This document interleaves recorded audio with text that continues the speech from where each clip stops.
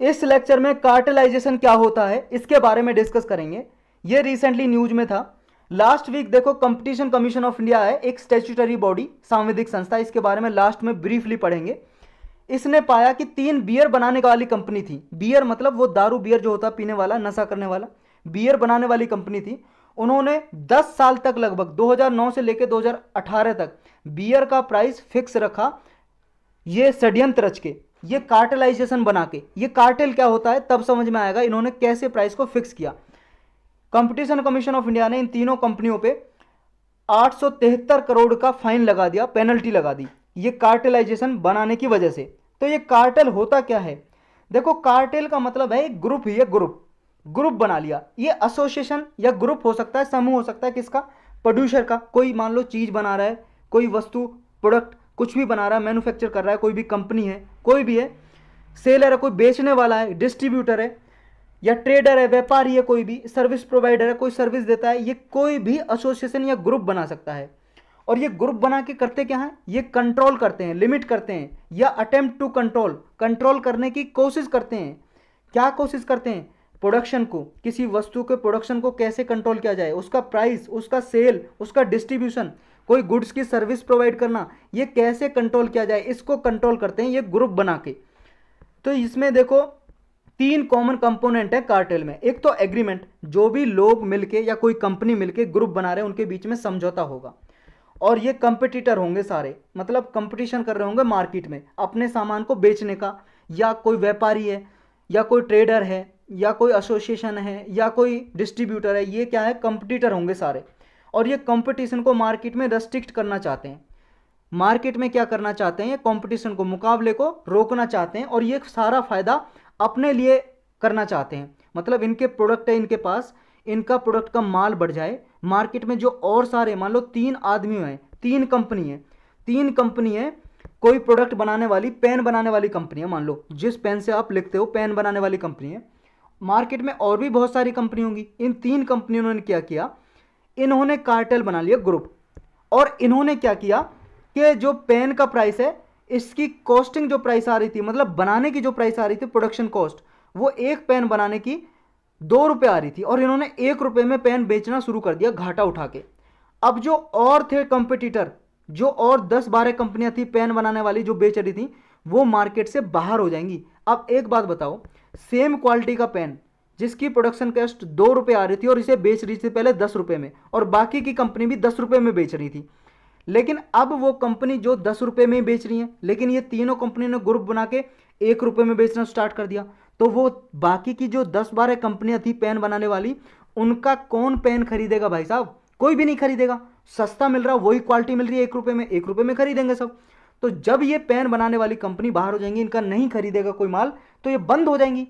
जब ये कंपनी बंद हो जाएंगी तो बाकी की 3 कंपनी बन जाएगी, ये 3 कंपनी बच जाएंगी मार्केट में। अब ये मनचाहा दाम वसूलेंगी।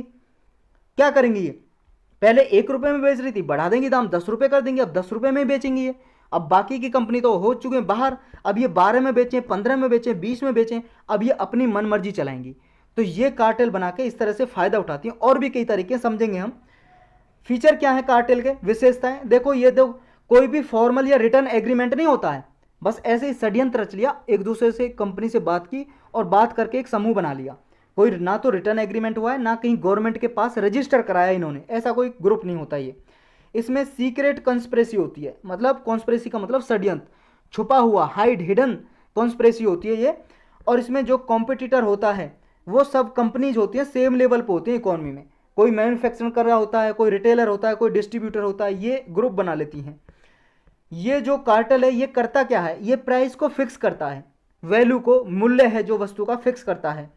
रेस्ट्रिक्शन है जो आउटपुट रेस्ट्रिक्शन, जो मार्केट अलोकेशन है उसको, बिड रिगिंग, मतलब बिड रिगिंग करता है ये सब कुछ फिक्स कराता है। सिंपल टर्म में बोलें, जो भी पार्टिसिपेंट होते हैं इस कार्टेल में, वो क्या करते हैं? कॉम्पिटिटिव मार्केट प्लेस में अपने आप को इंसुलेट करते हैं, अपने आप को बचाना चाहते हैं। मतलब जैसे उन्होंने पहले एग्जाम्पल समझा, बाकी की 10-12 कंपनी पेन बनाने वाली बाहर निकाल दी, अपने आप को ये बचा रहे हैं। पहले इन्होंने थोड़ा बहुत नुकसान उठा लिया। जैसे सही एग्जाम्पल आप ले सकते हो जियो का, जियो का ही एक ऐसा एग्जाम्पल है, लेकिन वो तो एक ही कंपनी थी। लेकिन ऐसे क्या है, 2-3 कंपनी, 3-4 कंपनियां और 10-12 ग्रुप मिलके बना ले कार्टेल ग्रुप, तो इस तरह से उसको कार्टेलाइजेशन बोल देते हैं। समझ रहे हो, मतलब पहले प्राइस कम रखा या पहले ज़्यादा प्राइस रख दिया, ऐसे ये रेस्ट्रिक्ट करते हैं, मार्केट में रेस्ट्रिक्शन लगाते हैं। अब चैलेंजेस क्या क्या हैं कार्टेल की वजह से, क्या क्या चुनौतियां हैं? देखो, एक तो ये कंज्यूमर को हर्ट करता है। कैसे? कंज्यूमर को इस तरह से करता है, जो 10-12 कंपनी पहले पेन बना रही थी उनकी भी अलग अलग क्वालिटी थी, समझ रहे हो, तो कंज्यूमर के पास अब सिर्फ 3 कंपनी बच गई हैं, अब इसके पास चॉइस नहीं है।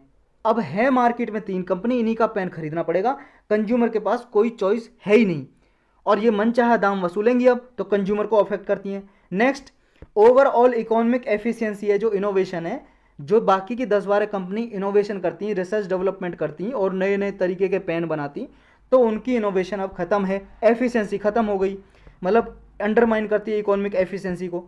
नेक्स्ट ये है, ये सप्लाई को रोक लेती है, कभी कभी कार्टेल सप्लाई रोक को रोक लेती है। तो क्या होता है, जैसे मान लो मार्केट में 3-4 ग्रुप हो गए, उन्होंने प्याज को रख लेते हैं, कभी कभी प्याज जो होती है ना, ऑनियन को इकट्ठा करके रख देते हैं गोदाम में। अब मार्केट में प्याज है ही नहीं, अब मार्केट में जब प्याज नहीं होगी भाई साहब, डिमांड बहुत ज़्यादा होगी, डिमांड तो उतनी है भाई साहब, लोग सब्जियां बनाएंगे प्याज तो डालेंगे, डिमांड रहेगी उतनी। अब प्याज है नहीं मार्केट में, ऑनियन है नहीं, सप्लाई है नहीं, क्योंकि 3-4 ग्रुप मिलके गोदाम में रख लिया उन्होंने। अब ये क्या करेंगे, तब बेचेंगे प्याज को, क्योंकि देखो डिमांड बढ़ गई है प्याज की, तो प्राइस तो ऑटोमेटिकली बढ़ेगा, क्योंकि मार्केट में प्याज है नहीं। तो प्राइस पहले मान लो 20 रुपये किलो, 40 रुपये किलो प्याज बिक रही थी, वो उसका प्राइस 80 रुपये किलो, 100 रुपये किलो हो जाएगा। अब ये क्या करेंगे, अब बेचेंगे इसको, यानी कि देखो ये मार्केट में कंज्यूमर को बाहर निकाल देते हैं, एक तरह से कंज्यूमर को हर्ट करते हैं, नुकसान पहुंचाते हैं। कॉमोडिटी का प्राइस बढ़ा देते हैं, कभी स्कार्स कर देते हैं, मतलब छुपा के रख लेते हैं प्राइस बढ़ाने के लिए, यानी कि ये क्या करते हैं, कंपटीशन को नुकसान पहुंचाते हैं और ज़्यादा प्रॉफिट कमाते हैं कार्टेल बना के। नेक्स्ट है कि कार्टेल जो मार्केट फोर्सेस होती हैं उनको भी क्या एक तरह से शेल्टर करता है, यानी कि ये प्रेशर जो रिड्यूस करता है, कभी कॉस्ट को कंट्रोल करता है, ये सब कुछ ही कंट्रोल करता है कार्टेल बना के ये कंपनियाँ। अब ये आखिर कंपनी कार्टेल क्यों बनाती हैं, कार्टेलाइजेशन का जो रास्ता है क्यों चूज करती हैं, क्यों ऐसी प्रैक्टिसेस करती हैं?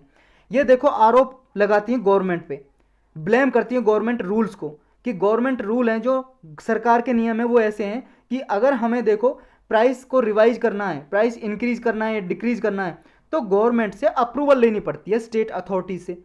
अब वो स्टेट अथॉरिटीज बहुत ज़्यादा फॉर्मलाइजेशन करती हैं, तो इसकी वजह से ये क्या है, कार्टेल बना लेती हैं अपने आप मार्केट में, मार्केट की फोर्सेस पे, डिमांड सप्लाई के बेस पे प्राइस को फ्लक्चुएट करती रहती हैं, इसलिए ये बनाती है कार्टेल।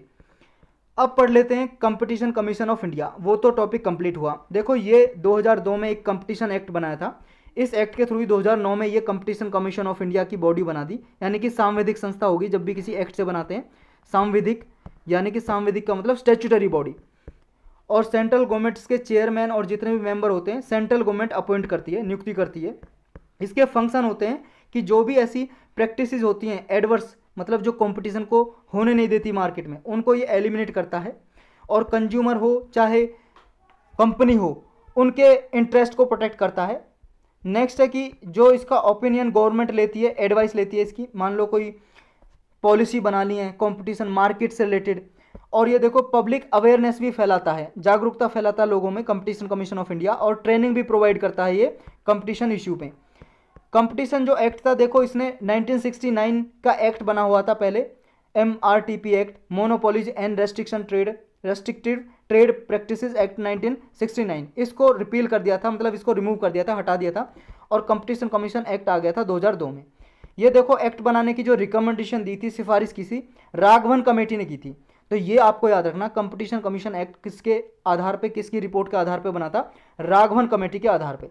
जो कंपटीशन कमीशन एक्ट है 2002 का, ये देखो 2007 में अमेंड किया गया, इसमें कुछ संशोधन किए गए, और इसमें देखो कंपटीशन कमीशन ऑफ इंडिया के पास ये पावर भी है, वो रेगुलेट करती है एक्विजिशन, कोई कंपनी को एक्वायर करना हो या कंट्रोल करना हो, या मर्जर एक्विजिशन, 2 कंपनी मिलके एक कंपनी बना लेती हैं, उसकी भी क्या है, यही रेगुलेशन रूल्स वगैरह बनाती है कंपटीशन कमीशन ऑफ इंडिया।